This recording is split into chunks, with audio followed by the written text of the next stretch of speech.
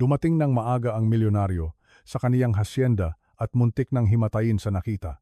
Ang tawa ng bata ay umalingaw sa mabigat na hangin ng hapon, isang tunog na napakadalisay at kakaiba na naramdaman ni Ricardo Carding. Magsaysay na tila isang kamay na hindi nakikita ang pumipiga sa kaniyang puso hanggang sa ito ay tumigil. Ang maleta niyang galing Italia na puno ng milyon-milyong kontrata at alalahanin sa korporasyon ay nadulas sa kaniyang mga daliri at bumagsak sa graba sa driveway na may malakas na tunog na hindi man lang niya naitala. Ang kaniyang mga mata, na sanay magbasa ng balanse sa pananalapi at tumukoy ng kasinungalingan sa mga board meeting, ay hindi kayang iproseso ang imposibleng eksena na nangyayari sa ibabaw ng walang dungis na damuhan ng kaniyang sariling hasyenda. Doon, sa ilalim ng ginintuang liwanag ng 4:00 ng hapon, ang kaniyang anak na si Junjun, ang bata na sinabihan ng 5 kilalang neurologist na may malubhang autism at permanenteng emosyonal na pagkakahiwalay, ay nakakapit sa likod ng isang babae. Hindi ito ang kaniyang nobya. Hindi ito isang espesyalistang nurse na may 3 doctorate. Ito ay ang kanilang kasambahay, isang bataan na halos hindi pa niya nasisilayan ng 2 beses, nakasuot ng murang asul na uniforme at mga ridiculous na dilaw na rubber gloves na kumikinang sa ilalim ng sikat ng araw. Gumagapang siya sa esmeraldang berdeng damuhan, hindi inalintana ang mga mantsa sa kaniyang tuhod, gumagawa ng ingay ng kabayo, habang si Junjun, ang kaniyang maliit na Junjun, 6 na taong gulang, na di umano'y ayaw sa pisikal na kontak, ay ibinabaon ang mukha sa leeg ng babae at tumatawa ng malakas, nakabukas ang mga bisig, na tila gusto niyang yakapin ang buong mundo. Naramdaman ni Carding na nanghihina ang kaniyang mga binti. Ang hangin ay naipit sa kaniyang lalamunan. Paano ito nangyari? Nitong umaga lamang, si Monique Velasco, ang kaniyang magiging asawa, ay nagpaalala sa kaniya na may pilit na pagpapasensya na kailangan ni Junjun na taasan ang dosis ng sedative dahil ang kaniyang mga krisis sa pagiging agresibo ay hindi na makaya. Sinabi niya sa kaniya na ang bata ay isang case na wala ng pag-asa, isang walang laman na lalagyan, na nagdadala lamang ng sakit at gastos. Ngunit ang nakita ni Carding sa kaniyang harapan ay hindi isang walang laman na lalagyan, ito ay isang buhay, masigla at masayang bata. Humakbang siya nang may pag-aalinlangan patungo sa hardin, naramdaman na gumagalaw ang lupa sa ilalim ng kaniyang mga paa. Ang eksena ay kasing hipnotismo ng pagiging masakit. Si Ana, ang babaeng naglilinis, ay huminto sandali upang huminga at, sa halip na itulak ang bata nang may clinical na kalamigan, inikot niya ang kaniyang ulo at mabilis siyang kiniliti sa tagiliran gamit ang dulo ng kaniyang ilong. Sumabog si Junjun sa isang bagong alon ng tawa, isang tunog na hindi pa narinig ni Carding mula noong bago ang aksidente ng kaniyang unang asawa 4 na taon na ang nakalipas. 4 na taon ng katahimikan, 4 na taon ng nawawalang tingin at matigas na katawan. At ngayon, isang kasambahay na may gloves ay nagawa sa loob ng 20 minuto ang hindi nagawa ng pinakamahusay na mga doktor sa Europa sa kalahati ng kaniyang buhay. Isang malamig na galit at isang nag-aalab na pag-asa ang nagbanggaan sa dibdib ng milyonaryo. May naglihim sa kaniya at ang katotohanan ay naroon, tumatawa sa damuhan. Subscribe upang matuklasan kung bakit ang sandaling ito ay nagbunyag ng isang network ng kasinungalingan na magbabago sa kanilang buhay magpakailanman. Ipinagpatuloy ni Carding ang kaniyang paglalakad. Sa pagkakataong ito ay may mas matatag na hakbang kahit na ang kaniyang isip ay isang buhawi. Bawat metro na lumalapit siya sa kanila ay nagwasak ng kaunti pa sa larawan na ibinenta sa kaniya tungkol sa kaniyang sariling anak. Si Junjun ay hindi nakatingin sa kawalan. Ang kaniyang mga mata, na kasing tulad ng sa kaniyang namatay na ina, ay nakatutok sa mukha ni Ana nang may lubos na pagsamba. Walang bakas ng pagkatigas ng kalamnan na nagbigay katwiran sa pulang wheelchair na nakaparada ilang metro ang layo, walang laman at nakalimutan na parang isang masamang pangitain. Mahigpit na nakakapit ang bata, ang kaniyang maliliit na daliri ay nakakagat sa tela ng asul na uniforme. Niyapakan ni Carding ang damuhan at ang paghuni ng damo sa ilalim ng kaniyang designer shoes ay sinira ang mahiwagang bubble. Si Ana ay nanigas sa gitna ng pagkilos. Ang kaniyang instinct ay agaran at visceral. Naramdaman niya ang presensya ng isang tao bago niya ito nakita at ang nagniningning ng ngiti na nasa kaniyang mukha ay nawala napalitan ng nakamamatay na pamumutla. Mabilis siyang lumingon at ang kaniyang mga mata ay nakatagpo ang nakamamanghang figura ni Carding, nakatayo sa backlight na may hindi mabasa na mukha at nakakuyom ang mga kamao sa kaniyang tagiliran. Ang dalisay na takot ang bumaha sa tingin ng dalaga. Alam niya na ang mga patakaran ng bahay ay mahigpit. Ang mga tauhan ng paglilinis ay pinagbawalan na makipag-ugnayan sa young master maliban sa mahigpit na kinakailangan para sa kalinisan. Napakaliwanag ni Monique, kung hahawakan mo siya, aalisan mo siya. Kung aalisan mo siya, mapapatalsik ka ng walang referensya. Binitawan ni Ana ang hangin ng biglaan. Dahan-dahang ibinaba si Junjun sa damuhan. Sinusubukan na ilayo ang kaniyang katawan at ng bata na tila nahuhuli siyang gumagawa ng isang kakilakilabot na krimen. Ngunit ayaw bumitaw ni Junjun sa kaniya. Ang bata ay umungol ng isang tunog ng protesta na malinaw at human at muling kumapit sa manggas ng kaniyang uniforme, minamantsahan ang tela ng kaniyang mga daliri na puno ng lupa. Senyor, Ginoong Carding. Utal ni Ana, mabilis na lumuhod. Hindi naglakas loob na tumayo ng buo, na may dilaw na nakagloves na kamay, nanginginig ng hayag sa harap ng kaniyang dibdib. Humihingi po ako ng paumanhin, hindi ko po nakita ang oras. Hindi ko po alam na maaga kayong darating. Pakiusap, huwag po kayong magalit. Siya po ay. Gusto lang po niyang maglaro ng kaunti. Hindi agad sumagot si Carding. Ang kaniyang katahimikan ay mabigat, puno ng isang intensidad na binigyang kahulugan ni Ana bilang pahiwatig ng isang agarang pagpapatalsik.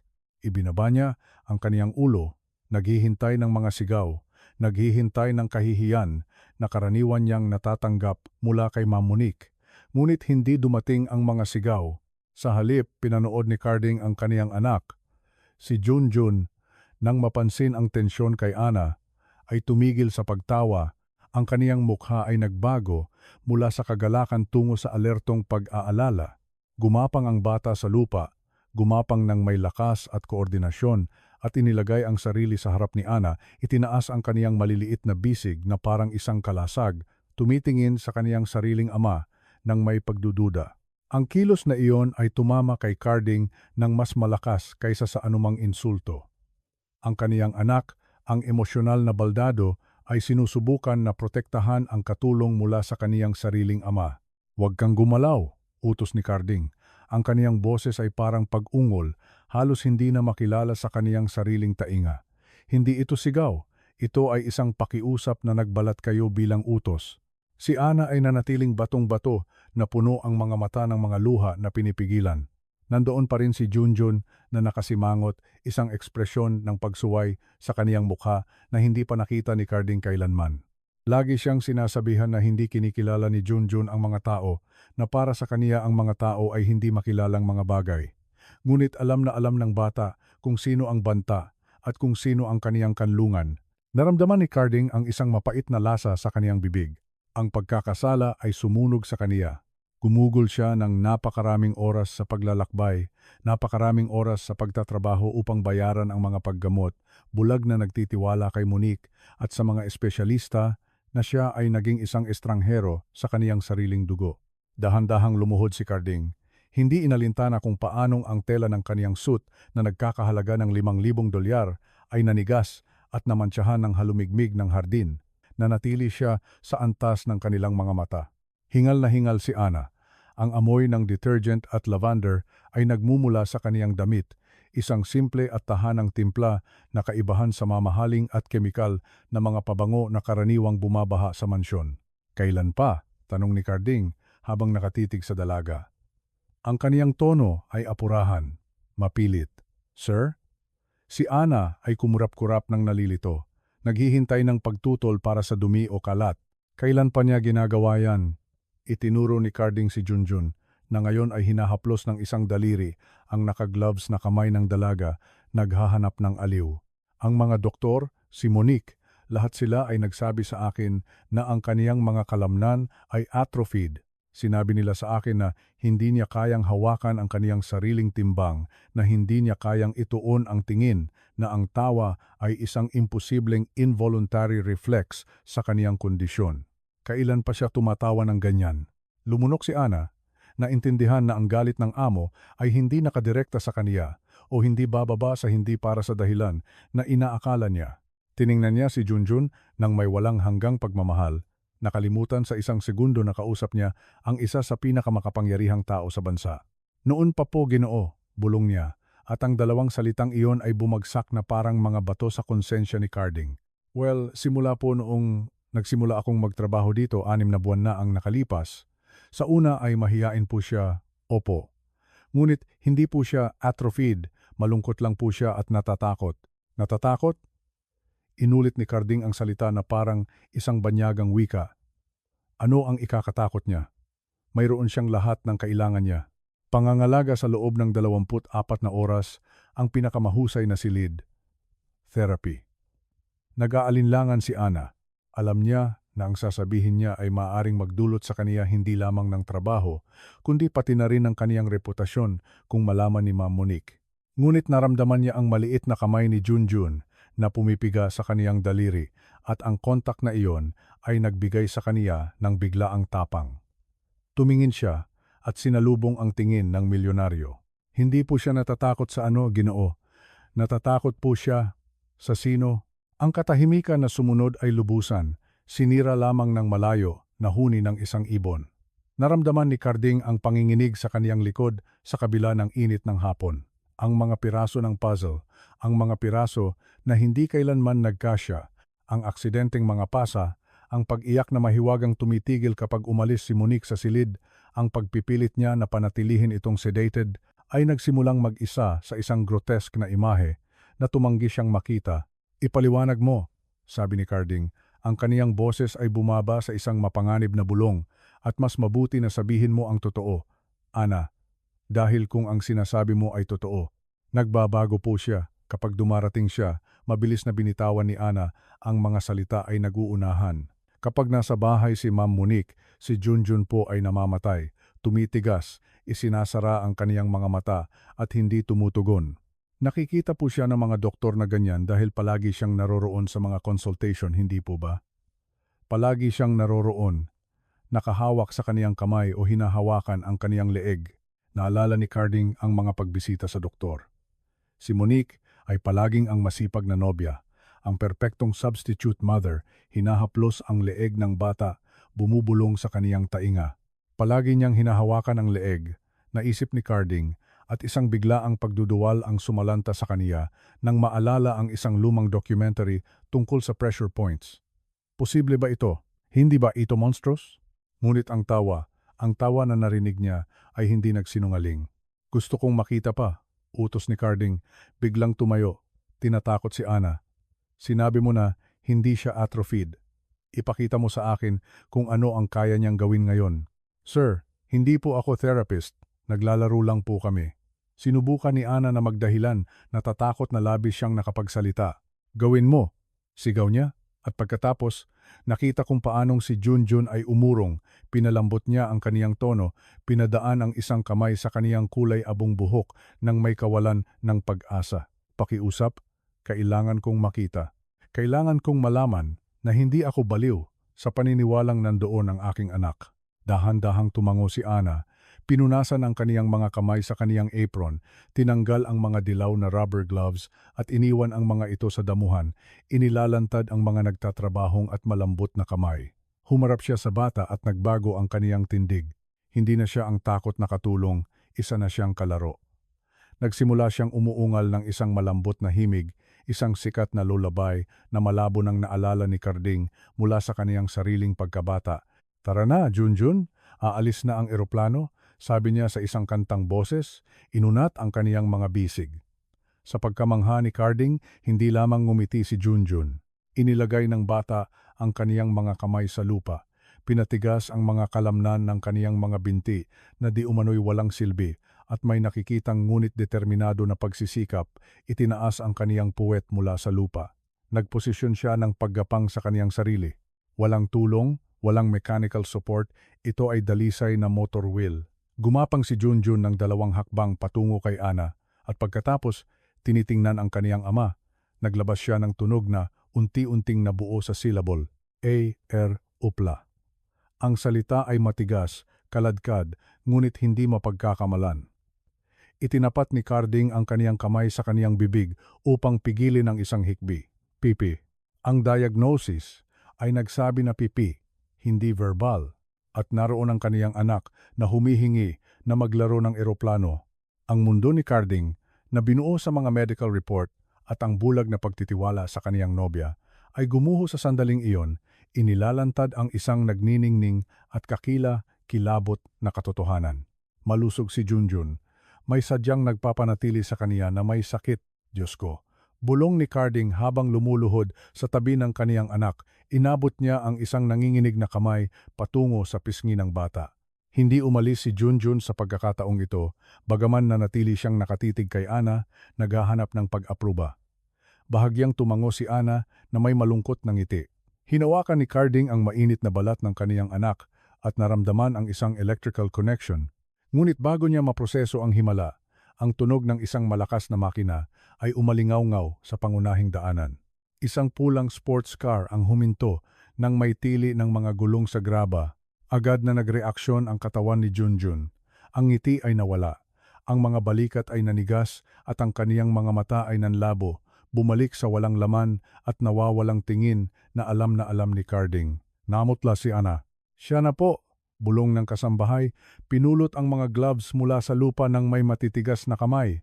Sir, pakiusap kung makita niya akong nakikipaglaro sa kaniya. Ang pagbabago ni Junjun ay ang panghuling patunay. Hindi ito sakit, ito ay takot. Naramdaman ni Carding na kumukulo ang dugo sa kaniyang mga ugat, isang bulkan na galit na nagbabanta na sumabog, ngunit ang kaniyang mga taon sa negosyo ay nagturo sa kaniya ng isang mahalagang aral. Huwag mong atakehin kapag hindi alam ng kaaway na nandoon ka. Tumingin siya sa bahay kung saan ang mga takong ni Monique ay umalingaw-ngaw na sa hallway at pagkatapos ay tumingin kay Ana. Tumayo ka, sabi ni Carding. Ang kaniyang boses ay malamig at calculating, isang tono na ginagamit niya upang sirain ang mga kakumpetensya. Isuot mo ang mga gloves, kumilos ka na parang walang nangyari. Sir, tiningnan siya ni Ana nang hindi naiintindihan. Pakinggan mo ako ng mabuti, Ana. Dahan-dahang hinawakan ni Carding ang kaniyang mga balikat, tinitigan siya sa mata. Mula ngayon, tayo at ikaw ay allies. Walang sinuman, absolutely walang sinuman, ang makakaalam kung ano ang nakita ko. Ngayon, hindi ko siya haharapin. Ngayon, sisimulan ko siyang sirain. Tumayo si Carding, pinagpag ang alikabok sa kaniyang suit at sa isang huling tingin sa kaniyang anak na bumalik na sa kaniyang katatonik na pagpapanggap, tumakbo siya patungo sa pintuan ng serbisyo. Papasok ako sa opisina. Maniniwala siyang nagtatrabaho ako. Kapag lumabas siya dito, gusto kong obserbahan mo ang lahat. Dahil ngayong gabi, magbabago ang lahat. Mula sa bintana ng opisina, nakatago sa likod ng mabibigat na kurtina ng velvet na may amoy ng alikabok at katandaan, pinanood ni Carding ang eksena ng may pigil na hininga na parang isang sniper naghihintay ng sandali upang bumaril. Ang kaniyang puso ay tumibok ng may karahasan na sumakit sa kaniyang mga tadyang, isang mapurol na tunog na sumasabay sa pagdating ng babae na plano niyang pakasalan sa loob ng 2 buwan. Ang kaibahan ay brutal, halos cinematic. Ang hardin, na mga minuto pa lamang ang nakalipas ay isang tanawin ng tawa at himala sa ilalim ng ginintuang araw, ay nagdilim ng metaphorical sa sandaling lumabas si Monique sa frame ng pintuan ng Pransya. Hindi siya naglakad, nagparada siya, nakasuot ng pulang stiletto heels na tumusok nang may kasamaan sa perpektong damuhan. Sinisira ang damo sa bawat hakbang, isang perpektong metaphor ng ginawa niya sa kanilang buhay. Siya ay walang dungis na nakasuot, na may branded sunglasses na tumatakip sa kalahati ng kaniyang mukha at isang handbag na mas mahal kaysa sa taunang sahod ni Ana. Ngunit ang nagpalamig sa dugo ni Carding ay hindi ang kaniyang damit, kundi ang kaniyang body language. Mula sa kaligtasan ng kaniyang pinagtataguan, nakita niya kung paanong ang tindig ni Monique ay naglabas ng isang tense, electrical na pagiging agresibo, walang ibang tao sa paligid o hindi bababa sa iyon ang inakala niya. Kaya ang maskara ng masipag at nagdurusang ina ay nahulog sa lupa kasama ang kaniyang mga susi. Ano sa tingin niyo ang ginagawa niyo? Ang sigaw ni Monique ay tumago sa double glass ng opisina. Muffled, ngunit hindi mapagkakamalang puno ng lason. Nakita ni Carding si Ana na umuurong ng pisikal, isang conditioned reflex ng isang taong nakatanggap ng napakaraming verbal abuse. Tumayo ang kasambahay ng biglaan, ibinaba ang kaniyang ulo na may magkakaugnay na kamay sa ibabaw ng maruming apron. Ngunit ang pinakamasama ay si Junjun, ang kaniyang anak. Ang bata na 5 minuto pa lamang ang nakalipas ay nagsasabing eroplano at gumagapang ng may lakas. Gumuho siya sa sarili na parang isang castle of cards. Ang kaniyang mga balikat ay kumurbada. Ang kaniyang mga bisig ay dumikit sa katawan sa isang spasmodic rigidity at ang kaniyang mukha, na dati inaliwanagan ng kagalakan, ay nawalan ng lahat ng ekspresyon. Ang bibig ng isda, tulad ng tawag ng mga doktor dito, ang nanlalabong tingin sa kawalan. Kinuyom ni Carding ang kaniyang kamao laban sa windowsill hanggang sa pumuti ang kaniyang mga buko. Hindi ito autism, ito ay isang defense mechanism. Nagpapanggap na patay ang bata upang mabuhay sa predator. Tingnan mo siya, tili ni Monique. Itinuturo si Junjun ng may mapanuring daliri na may perpektong manicured na kuko. Kadiri siya, puno ng lupa at damo. Binabayaran ba kita para guluhin siya na parang isang hayop o para panatilihin siyang malinis? Sinubukan ni Ana na magsalita. Ang kaniyang mga labi ay gumalaw sa isang tahimik na paghingi ng paumanhin, ngunit hindi siya pinayagan ni Monique. Ang babae ay lumapit sa bata nang may mabilis na hakbang. Naramdaman ni Carding ang visceral na pagnanasa na sirain ang salamin at tumalon sa hardin, ngunit pinilit niya ang sarili na manatiling tahimik. Tingnan mo siya. Inutusan niya ang sarili. Kailangan mong makita kung ano ang kaya niyang gawin kapag inakala niyang hindi mo siya nakikita. Dumating si Monique kay Junjun at sa halip na yumuko upang linisin siya o pagalitan siya ng dahan-dahan, hinawakan niya ang kaniyang braso.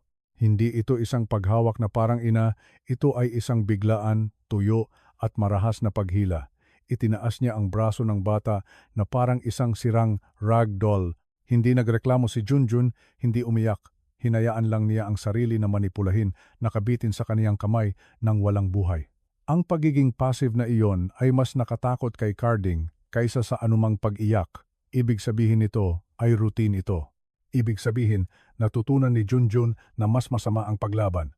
Wala kang silbi, bulong ni Monique, inilapit ang kaniyang mukha sa bata, bagaman kailangang basahin ni Carding ang kaniyang mga labi upang maintindihan ang buong pangungusap.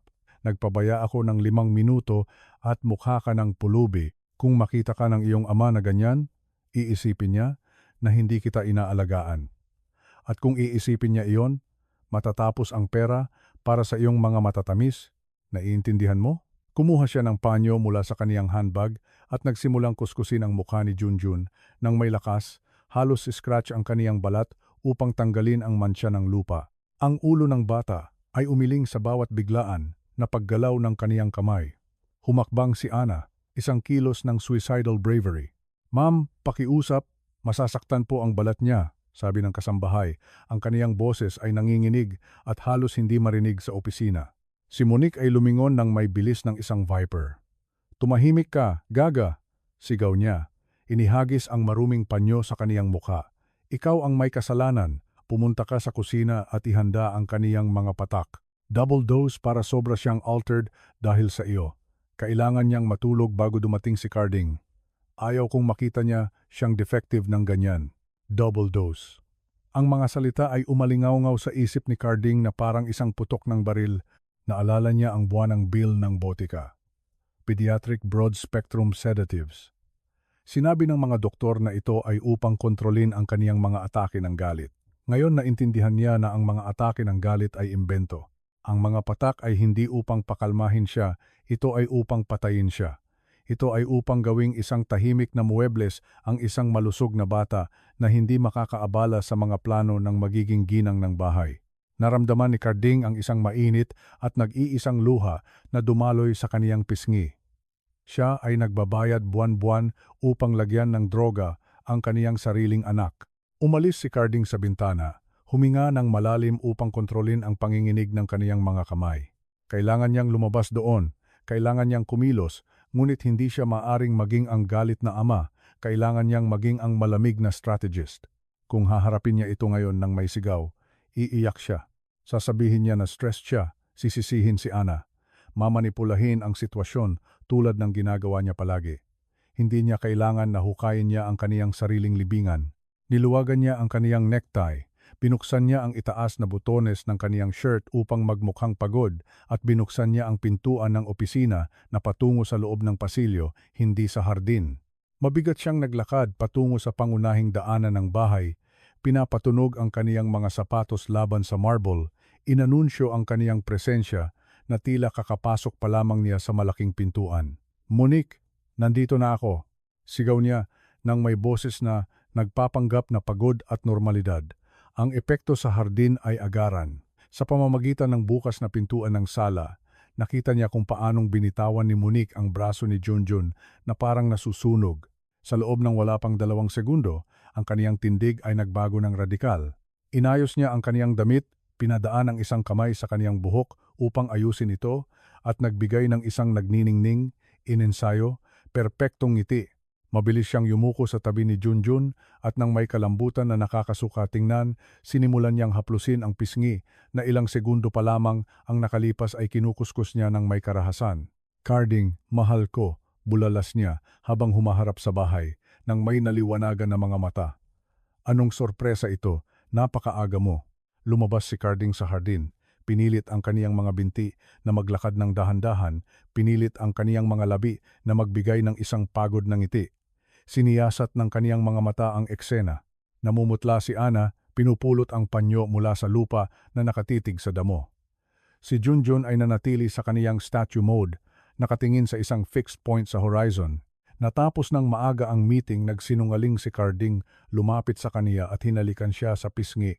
Naramdaman niya ang mamahaling pabango ni Monique at kailangang pigilin ang pagnanasa na sumuka. "Gusto ko silang makita. Kumusta kayo? Kumusta ang araw?" Ito ay isang tanong na trap, isang simpleng pagsubok. Nagbuntong hininga si Monique ng dramatic, inilagay ang isang kamay sa kaniyang dibdib, ginagampanan ang papel ng martir. "Ay, mahal, mahirap ang araw," sabi niya nang may malungkot na boses. Tinitingnan si Junjun nang may pekeng kalungkutan. Ang kawawang bata ay kakilakilabot ngayon. Sumigaw siya buong umaga. Binangga niya ang kaniyang ulo sa pader.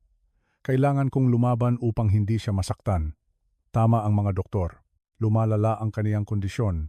Halos hindi ko siya nailabas sa hardin kanina upang makakuha ng hangin, ngunit tingnan mo, hindi man lang siya nagre-reaksyon. Lubos siyang wala." Naramdaman ni Carding na kumukulo ang dugo niya. Sumigaw siya buong umaga, kasinungalingan. Sinabi ni Ana sa kaniya na naglalaro sila. Binangga niya ang kaniyang ulo, kasinungalingan. Wala siyang marka. Lumalala ang kaniyang kondisyon. Ang pinakamalaking kasinungalingan sa lahat. "Talaga ba?" tanong ni Carding habang nakayuko sa harap ni Junjun. Hindi siya tiningnan ng bata, naramdaman niya ang presensya ni Monique na parang isang toxic shadow sa kanila. Kawawang kawawa, mukhang pagod na pagod. "Opo," pilit ni Monique. Inilagay ang isang possessive na kamay sa balikat ng bata, pinipiga ng bahagya. Napansin ni Carding kung paanong si Junjun ay gumawa ng isang hindi mahahalata na pagngiwi ng sakit. Sinabi ko kay Ana na ihanda ang kaniyang gamot. Kailangan niyang magpahinga, mahal. Siguro dapat na natin siyang i-admit sa Zurich Center na iminungkahi ni Dr. Valles. Alam kong mamahalin at malayo, ngunit wala na akong lakas. Nag-aalala ako para sa kaniyang kaligtasan. Nandoon ang huling plano. Ipadala siya sa malayo. Alisin ang problema magpakailanman at manatili lamang sa milyonaryo at ang kaniyang kayamanan. Tiningnan ni Carding si Ana. Tumingin ang kasambahay ng 1 segundo, ang kaniyang mga mata ay puno ng panik, nagmamakaawa sa kaniya ng tahimik na huwag maniwala sa mga kasinungalingan. Pinigilan ni Carding ang tingin niya. Isang tahimik na mensahe ng "Nakikita kita. Naniniwala ako sa iyo." "Hindi," sabi ni Carding habang tumatayo at pinagpag ang kaniyang mga tuhod. Ang kaniyang boses ay matatag, matalas.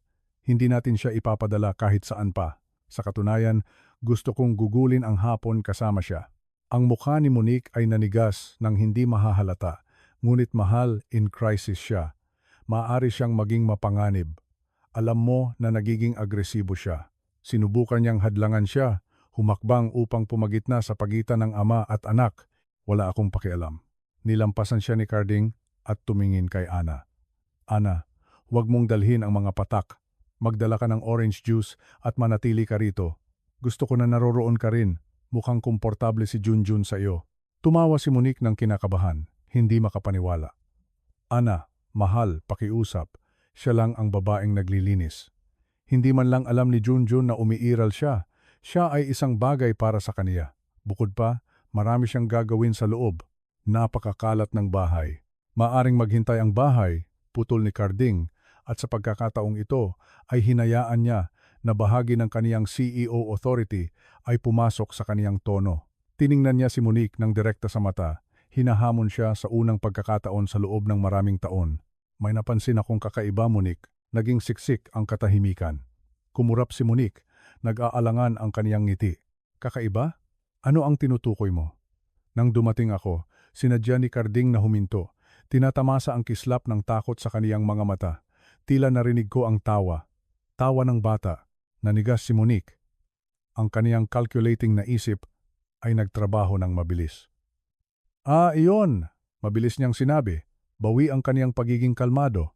Siguro ay ang mga anak ng kapitbahay. Dala ng hangin ang tunog. Hindi tumatawa si Junjun sa loob ng maraming taon, Carding. Huwag mo nang bigyan ng malupit na ilusyon ang sarili mo. Hindi gumagana ng ganyan ang kaniyang utak. Siguro, sabi ni Carding habang humaharap sa kaniyang anak. Yumuko siya at sinira ang lahat ng mga patakaran na ipinataw ni Monique. Binuhat niya si Junjun sa kaniyang mga bisig. Nanigas ang bata na parang isang kahoy na tabla. Naghihintay ng galit o hampas. Ngunit niyakap siya ni Carding ng mahigpit. Dinikit siya sa kaniyang dibdib. Bumulong malapit sa kaniyang tainga upang siya lamang ang makarinig. Hindi pinansin ang babae na nakatingin sa kanila nang may pagdududa. Airplane, bulong ni Carding. Nandito si Daddy. Aalis na ang eroplano, champion.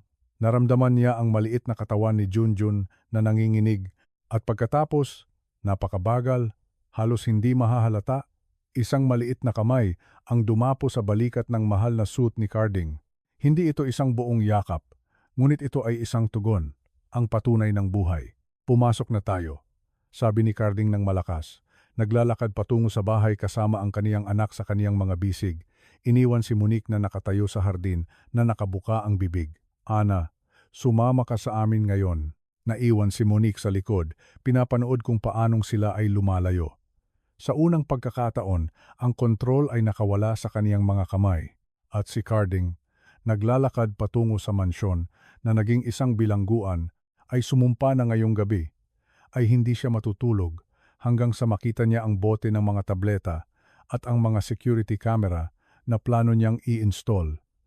Nagsimula na ang digmaan. Ang kapaligiran sa loob ng mansyon ay hindi nahihinga. Isang timpla ng steril na luho at tahimik na tensyon. Pumasok si Carding sa pangunahing vestibule, kasama si Junjun sa kaniyang mga bisig. Naramdaman kung paanong ang katawan ng kaniyang anak ay isang bloke ng matigas na yelo laban sa kaniyang dibdib. Sa likod niya, ang tunog ng mga takong ni Monique ay umalingaw-ngaw na parang putok ng baril sa ibabaw ng Italian marble. Isang patuloy na paalala ng banta na nasa likod niya. Pumasok si Ana ng huli, isinasara ang pintuan ng may kalambutan na nagpapahiwatig ng kaniyang takot na mapansin. Nanatili siyang nakadikit sa pader na parang gusto niyang sumama sa wallpaper. Dalhin mo siya agad sa kaniyang silid, Carding. Utos ni Monique. Bawi ang kaniyang boses sa tono ng pag-uutos na nagbalat kayo bilang medikal na pag-aalala. Overstimulated siya. Tingnan mo kung paano siya nanginginig. Ang paglalakad na iyon sa hardin ay isang kakilakilabot na pagkakamali. Ana, kumilos ka. Pumunta ka sa kusina at dalhin ang bote ng Quiet Nights at ang bagong dropper. Sinira ng bata ang isa kahapon sa isa sa kaniyang mga hysteria attack. Umakyat si Carding sa hagdan, naramdaman ang bili sa kaniyang lalamunan. Hysteria attacks. Alam na niya ngayon na mga kasinungalingan iyon, ngunit kailangan niyang makita kung hanggang saan ang farce. Pumasok siya sa silid ni Junjun, isang silid na tila mas parang isang klinika kaysa sa silid tulugan ng isang bata. Mga puting pader, mga muebles na may bilog na mga gilid, mga laruan na nakakandado sa mga salamin na vitrine, at isang patuloy na amoy ng antiseptic. Dahan-dahang inilagay niya si Junjun sa kama. Hindi gumalaw ang bata. Nanatili siyang nakatingin sa kisame nang nakabuka ang mga mata, humihinga ng mababaw. Ang takot sa kaniyang tingin ay lubusan. Pumasok si Monique na parang isang buhawi, inaagaw ang espasyo. Lumabas ka, mahal ko, sabi niya. Bahagyang itinulak si Carding patungo sa pintuan. Hindi mo gusto na makita siya kapag binibigyan ko siya ng mga patak. Alam mo na nagiging mahirap siya at sinisira ang puso mo. Ako ang bahala. Ito ang aking burden. Dala ko ito para sa iyo. Hindi, sabi ni Carding habang nakatayo sa pintuan. Ang kaniyang anino ay tumatakip sa kama. Mananatili ako ngayon. Gusto kong matuto. Kung magpapakasal tayo, kailangan kong malaman kung paano alagaan ang aking anak. Isang kislap ng pagkainis ang tumawid sa mga mata ni Monique, ngunit mabilis niya itong itinago ng isang malungkot na ngiti. Lumabas si Ana sa pintuan na may silver tray. Ang kaniyang mga kamay ay nanginginig nang husto na ang tinted glass bottle ay tumunog laban sa metal. Ibigay mo sa akin. Inagaw ni Monique ang bote mula kay Ana nang may pagkasupil. Ang sumunod ay nakaukit sa retina ni Carding na parang isang horror movie. Si Monique ay hindi naging matamis, walang mga kanta o pasensya. Hinawakan niya ang panga ni Junjun ng isang kamay. Pinipiga ang mga pisngi ng bata nang may lakas upang pilitin siyang buksan ang kaniyang bibig. Sinubukan ni Junjun na iikot ang kaniyang ulo, naglabas ng isang pigil na ungol. Ang kaniyang maliliit na mata ay desperadong hinahanap si Ana sa pintuan. Manatiling tahimik, bata, bulong ni Monique, nakalimutan sa isang segundo na nandoon si Carding o marahil ay nagtitiwala na bibigyang kahulugan niya ang kaniyang karahasan bilang kinakailangang pagiging matatag. Ipinasok ni Monique ang dropper ng sapilitan. 1, 2, 3, 4 na dosis. Ang makapal, madilaw na likido ay nawala sa lalamunan ng bata. Umuubo si Junjun, niyayanig ang kaniyang maliit na katawan, ngunit nilunok. Ang reaksyon ay halos agaran, masyadong mabilis upang maging natural. Sa loob ng ilang segundo, ang tensyon sa mga kalamnan ni Junjun ay nawala, napalitan ng isang hindi natural na flaccidity. Ang kaniyang mga talukap ng mata ay bumagsak ng mabigat. Ang liwanag sa kaniyang mga mata ay namatay. Hindi siya natulog. Siya ay na-disconnect. Para bang may pumutol ng mga kable ng isang manika. Kita mo? Sabi ni Monique, habang pinupunasan ang isang patak ng likido na tumalsik sa kaniyang daliri at tinatakpan ang bote para ito sa kaniyang ikabubuti. Kung wala ito, masasaktan niya ang sarili. Ngayon, matutulog siya ng 12 oras. Kapayapaan para sa kaniya. Kapayapaan para sa atin. Tiningnan ni Carding ang kaniyang anak na ngayon ay nakahiga na nakabuka ang bibig, bahagyang naglalaway, naging gulay na inilarawan ng mga doktor. Naramdaman niya ang isang asasin na pagnanasa na hawakan si Monique sa leeg at ihagis siya sa bintana, ngunit pinigilan niya ang sarili, nakakapit sa frame ng pintuan hanggang sa humuni ang kahoy. Hindi niya siya maililigtas ngayon. Kailangan niyang iligtas siya magpakailanman, at para doon, kailangan niya ng hindi matututulang ebidensya. Kailangan niya na makita ng mundo ang monster. Tama ka, mahal, nagsinungaling si Carding ng may patay na boses. Mayroon kang gift sa kaniya. Hindi ko alam kung ano ang gagawin ko kung wala ka. Ngumiti si Monique nang may pagtatagumpay, inilagay ang bote sa kaniyang bulsa sa halip na iwanan ito sa nightstand. Bumaba na tayo. Mananatili si Ana upang magbantay. Ikaw at ako ay kailangan ng isang baso ng alak. Napapagod ako. Habang lumalabas sila, lumingon si Carding ng isang segundo. Umiiyak ng tahimik si Ana sa paanan ng kama. Binigyan siya ni Carding ng isang hindi mahahalata na senyas ng ulo. Magtiyaga ka. Ang umaga ay dumating na nababalutan ng isang sepulchral na katahimikan. Tulog ang mansyon o hindi bababa sa iyon ang tila. Si Monique ay humihilik ng dahan-dahan sa pangunahing silid sa ilalim ng epekto ng 2 baso ng Chardonnay at ang kasiyahan ng pagkakaroon ng kontrol sa krisis. Ngunit gising na gising si Carding, nakasuot ng itim na damit, gumagalaw na parang isang multo sa kaniyang sariling bahay. Naghintay siya hanggang 3:00 ng umaga upang isagawa ang unang yugto ng kaniyang plano. Pumasok siya sa kaniyang opisina at binuksan ang hidden safe sa likod ng isang painting. Wala siyang kinuha na pera mula dito, kundi isang itim na lalagyan na karaniwan niyang ginagamit para sa industrial espionage sa kaniyang mga kumpanya.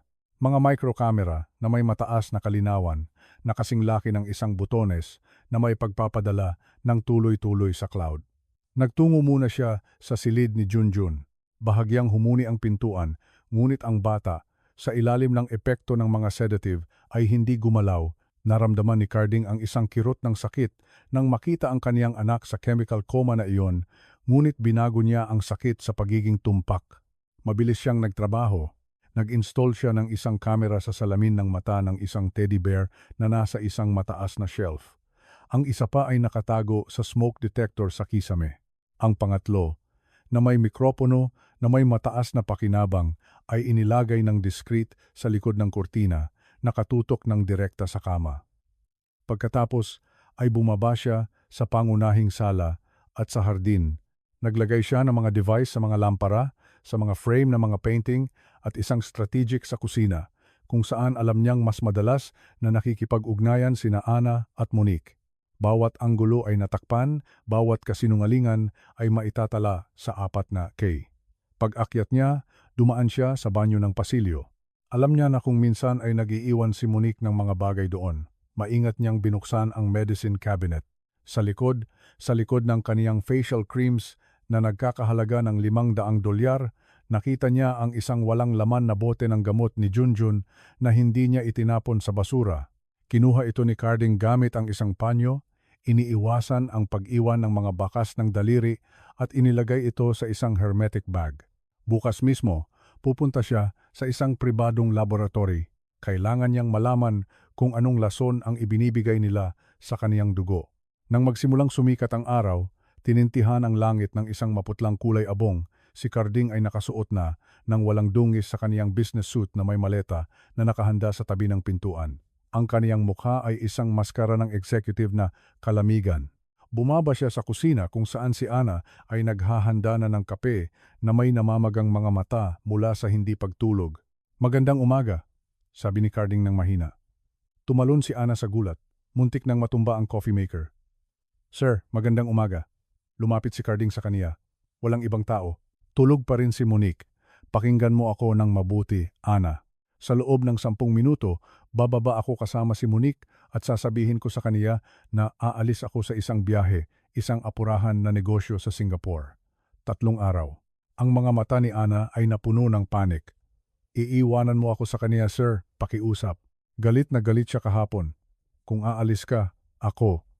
"Hindi ako aalis," putol niya. Dahan-dahang hinawakan ang kaniyang mga kamay. "Ito ay isang trap. Lalabas ako gamit ang kotse, iikot ako, at mananatili ako sa bahay panauhin sa dulo ng ari-arian, ang inabandona. Nag-install ako ng mga kamera sa buong bahay. Makikita ko ang lahat mula sa aking laptop." Tumigil si Ana sa panginginig at tiningnan siya ng may pagkamangha. "Kamera? Oo, kailangan kong magtiwala siya. Kailangan kong ipakita niya ang kaniyang tunay na sarili sa harap ng mga kamera upang madala siya ng pulisya at hindi na siya makalapit pa kay Junjun. Ngunit kailangan ko ang tulong mo. Kailangan mong magtiyaga. Magiging hell ito. Maniniwala siyang wala ako at maglalabas siya ng lahat. Kaya mo ba itong tiisin?" Para kay Junjun, ang kasambahay, ang simpleng babae na may dilaw na gloves, ay nagtuwid ng kaniyang likod. Sa kaniyang mga mata ay kumislap ang isang matinding determinasyon na walang empleyado ang dapat ipakita. Para kay Junjun, "Sir, titiisin ko ang anumang bagay." "Mabuti." Narinig ni Carding ang mga yapak sa itaas. "Heto na siya. Tandaan mo, kailangan kong maging convincing. Kung sisigawan kita o hindi kita papansinin bago ako umalis, bahagi iyon ng teatro. Huwag mong kalimutan." Lumabas si Monique sa kusina na nababalutan ng silk robe, humihikab ng may peking elegance. "Carding, ano ang maleta na iyan sa daanan?" Tanong niya habang ang kaniyang tingin ay naglakbay mula sa maleta patungo sa kaniya nang may pagdududa. "May problema sa mga Japanese investors." Nagsinungaling si Carding nang may tono ng perpektong pagkabigo. "Kailangan kong lumipad patungong Singapore para sa isang emergency video conference at pirmahan ang mga bagong kasunduan. Aalis na ako ngayon. Hinihintay ako ng jet." Nakita ni Carding ang eksaktong sandali kung kailan kumislap ang mga mata ni Monique. Hindi ito kalungkutan, ito ay relief. Ito ay ang pag-asa ng kalayaan. "Singapore," sabi niya. Lumapit upang yakapin siya. Itinatago ang kaniyang ngiti sa balikat niya. "Oh, mahal." Kakilakilabot. "Sa tuwing iniisip ko na magkakaroon tayo ng ilang tahimik na araw, ngunit naiintindihan ko, tinatawag ka ng tungkulin. Babalik ako sa loob ng 3 araw, marahil 4, idinagdag niya, binibigyan siya ng margin upang magkamali. Alagaan mo si Junjun, nagtitiwala ako sa iyo. Aalagaan ko siya na parang akin, tugon niya. At ang kasinungalingan ay lumutang sa hangin, siksik at toxic. Kinuha ni Carding ang kaniyang maleta at naglakad patungo sa labasan nang hindi lumingon. Alam na iniiwan niya ang kaniyang anak sa bibig ng lobo, ngunit alam din na siya ang mangangaso na naghihintay sa mga anino.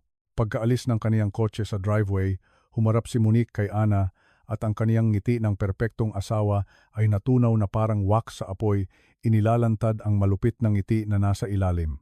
Mabuti. Boba, sabi ni Monique habang nilalabas ang kaniyang telepono. Umalis ang amo. Araw ko ito ngayon. Linisin mo ang malaking sala at kunin mo ang mamahaling alak mula sa bodega. Imbitahin ko ang aking mga kaibigan at tungkol sa bata, ikulong mo siya sa basement. Ayaw kong sirain ng kaniyang mga sigaw ang aking party. Ang hangin sa bahay panauhin ay mabigat, nababahuan ng amoy ng lumang kahoy at kulungan na taliwas sa air-conditioned na kasariwaan ng pangunahing mansyon na 200 metro lamang ang layo. Hindi nagbukas ng ilaw si Carding, hindi siya maaring magpabaya na ang isang kislap ay magbunyag sa kaniya. Umupo siya sa isang lumang silya na gawa sa bakal na humuni sa ilalim ng kaniyang timbang, na liwanagan lamang ng liwanag sa tabi niya mula sa screen ng kaniyang laptop. Ang kaniyang mga mata, namumula at tuyo mula sa kawalan ng pagkurap, ay nakatutok sa mosaik ng mga imahe na ipinapadala ng mga hidden camera.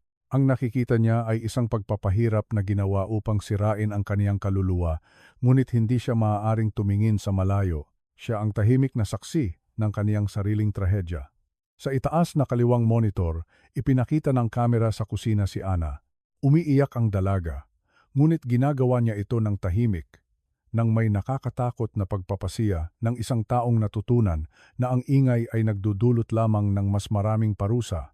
Dala niya si Junjun sa kaniyang mga bisig.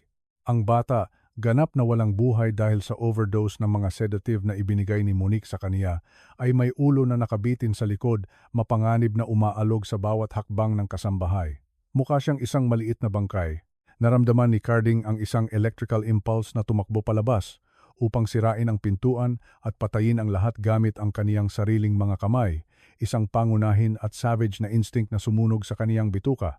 Ngunit pinilit niya ang sarili na manatiling nakaupo. Ang kaniyang mga kamay ay pumipiga sa gilid ng mesa nang may lakas na nagsimulang sumabog ang lumang kahoy sa ilalim ng kaniyang mga kuko. Hindi pa, inulit niya sa sarili, kinakagat ang kaniyang labi hanggang sa naramdaman niya ang metallic taste ng dugo. Kailangan kong gawin niya. Kailangan kong gawin niya ang panghuling krimen sa harap ng kamera. Sa basement, nasabi ko, ang boses ni Monique, nahuli ng ambient microphone na nakatago sa lampara, ay tunog na metallic at distorted, ngunit puno ng isang malinaw na kalupitan. Sa screen, lumabas si Monique sa likod ni Ana, itinutulak siya gamit ang dulo ng kaniyang daliri sa likod na parang nagmamaneho ng baka. May hawak siyang baso ng alak sa kaniyang kamay at gumagalaw ng may obscene na kagaanan, umaawit ng isang sikat na kanta. Ma'am, pakiusap. Napakabasa po ng basement. Nagmakaawa si Ana habang humihinto sa harap ng pintuan ng kahoy na patungo sa dilim. Mahina po ang bronchial ng bata. Kung iiwanan po natin siya doon sa lamig na ito. Wala akong pakialam sa kaniyang bronchial. Sumabog si Monique at ang kaniyang mukha ay nagbaluktot sa screen. Sa tingin mo ba ay hahayaan ko na makita ng aking mga bisita ang phenomenon na iyon na naglalaway sa sofa? Ito ay isang party ng alta sosyedad, Ana, hindi isang charity hospital. Ilagay mo siya doon, isara ang pintuan at umakyat upang ihanda ang kanapes. At kung maglakas loob kang buksan ang pintuan na iyon bago ko sabihin sa iyo, isinusumpa ko na gagawin kong akusahan ka ng pagnanakaw. May nawawala akong gintong relo. Alam mo ba? Sayang kung lalabas iyon sa iyong handbag. Ang banta ay malinaw. Jail. Ibinaba ni Ana ang kaniyang ulo. Talunan. Nakita ni Carding kung paanong binuksan ng kasambahay ang pintuan ng basement. Walang anggulo ang kamera patungo sa hagdanan sa ibaba, ngunit nahuli ng audio ang tunog ng mga yapak. Bumaba patungo sa dilim. 1 minuto pagkatapos, umakyat si Ana ng mag-isa na walang laman ang mga kamay at ang mukha ay naliligo sa luha. Isinara ni Monique ang pintuan ng basement gamit ang susi. Inilagay ito sa kaniyang dress neckline nang may ngiti ng pagtatagumpay. Tapos na, nalutas ang problema. Ngayon, maglinis. Gusto ko na ang kusina na ito ay magningning. Ipinikit ni Carding ang kaniyang mga mata ng isang segundo, naramdalan ang isang matinding pagduduwal. Ang kaniyang anak, ang kaniyang maliit na Junjun, nakakulong na parang isang hayop sa isang basement na puno ng alikabok at halumigmig, nakadrugas at walang kalaban-laban. Ang kawalan ng kakayahan ay isang lason na tumakbo sa kaniyang mga ugat. Ngunit ito ay naistorbo ng tunog ng isang notification sa kaniyang telepono, isang apurahan na email. Ang nagpadala ay si Dr. Salazar, ang pinuno ng pribadong laboratory na pinadalhan niya ng mga sample kaninang umaga sa pamamagitan ng isang pinagkakatiwalaang messenger. Ang subject ng email ay nagsasabing, Toxicological Results, Critical Level Urgent. Binuksan ni Carding ang file nang nanginginig ang mga daliri. Hindi niya kailangang maging doktor upang maintindihan ang mga pulang bar na tumawid sa graph. Patient, Junjun, 6 na taong gulang. Residue sample sa bote at saliva sa panyo. Results ay positive para sa clinophenol at diazepam sa mga concentration na 3 beses na mas mataas kaysa sa ligtas na limitasyon para sa isang matanda. Mga bakas ng central nervous system suppressants na hindi inaprubahan para sa pediatric use. Note: ang patuloy na paggamit ng kombinasyong ito ay hindi lamang nagdudulot ng pansamantalang motor paralysis at catatonic state, ngunit nagdudulot din ng cumulative neurological damage. Sa dosis na ito, ang panganib ng respiratory arrest habang natutulog ay 80%. Binitawan ni Carding ang telepono sa mesa. Hindi lamang ito pagmamaltrato, hindi lamang ito kapabayaan, ito ay isang dahan-dahang pagpatay. Hindi controlled ni Monique si Junjun.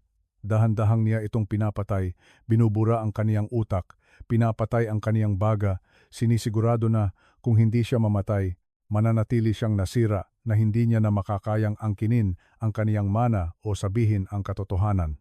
Ang babae na katabi niya matulog, ang babae na nagpapanggap na nagmamahal sa kaniya ay execute ang kaniyang anak araw-araw. Ang kalamigan ng strategist ay nawala. Ngayon, nanatili lamang ang galit ng ama.